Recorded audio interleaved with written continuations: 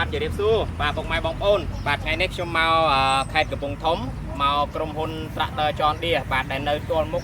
រង្វង់មូលតាក្រហមកបាទអញ្ចឹងពុកម៉ែបងប្អូនដែលនៅក្នុងខេត្តកំពង់ធំទាំងអស់គ្នាបាទងាយស្រួលរកទេទីតាំង showroom បាទសាខាខេត្តកំពង់ធំរបស់យើងបាទអញ្ចឹងពុកម៉ែបងប្អូនញាក់ទៅមើលបាទមកពីខាងស៊ីមរៀបវិញយើងញាក់មកមើលខាងឆ្វេងដៃបាទឃើញ showroom បាទ Tractor John Deere យើងបាទតាំងនៅ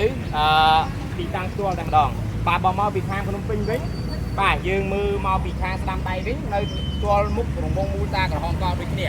បាទអញ្ចឹងពុកម៉ែបងប្អូនបាទត្រូវការ Tractor John Deere បាទកុំភ្លេចទាក់ទងមកជាមួយខ្ញុំបានបាទសូមអរគុណសូមជម្រាបលា